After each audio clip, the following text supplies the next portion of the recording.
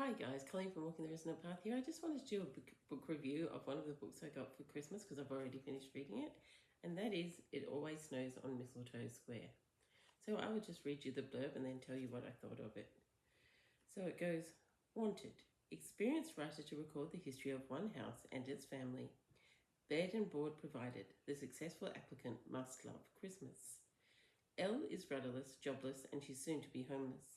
When she spies an advert that looks like it could answer all her problems, she's devastated to see one huge catch.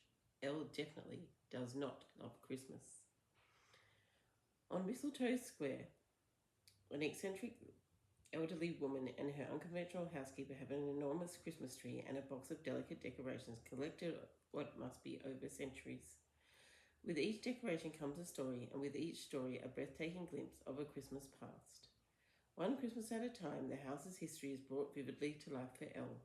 But the more she sees of the family's past, the more she wonders where and how their story might end. And what of her own story? Is it possible that what felt like an ending might be leading her to a new beginning? Now, I really like this book, except for all the way through, to me, it was a 5 Cauldron book, and if you know 5 Cauldron is the best rating that I give and 0 Cauldron is the worst. Well, it was 5 Cauldrons all the way through until the end, and then I'm afraid the end I thought was a bit disappointing for me. I mean, other people may love it, but for me, I thought the ending was disappointing.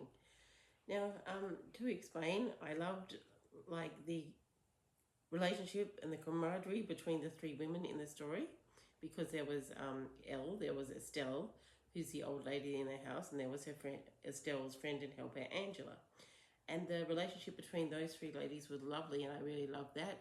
And the mystery in it was really good, and that's what I was really enjoying. I was enjoying the mystery because I'm not a big fan of, to be honest, just straight romance.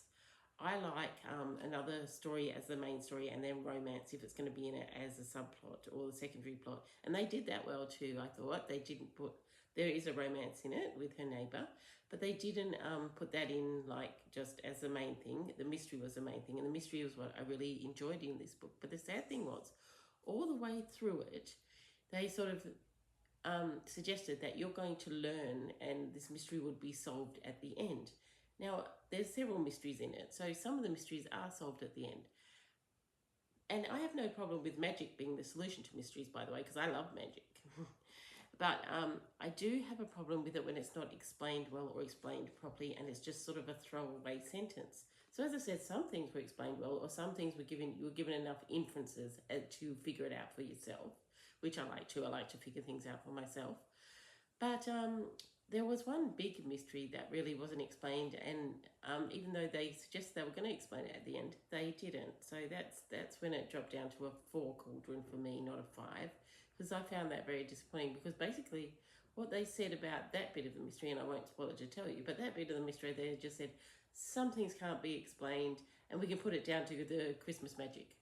And I thought that was just a throwaway sentence at the end that didn't really explain what needed to be explained about the bit of the mystery that was not explained. That was quite a large part of it that you were looking forward to knowing how they did.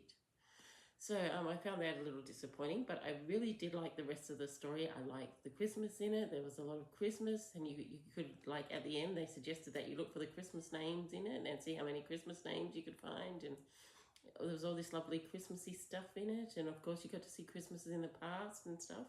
So that was all lovely, and I loved the relationship between the ladies, and even the romance that was a subplot was done nicely. But the end was a disappointment, so I would give this 4 Cauldrons, and I would say if you want to read it, just maybe don't expect all the mysteries to be solved. Okay, well I hope you have a glorious day and do whatever resonates within your soul. Bye now.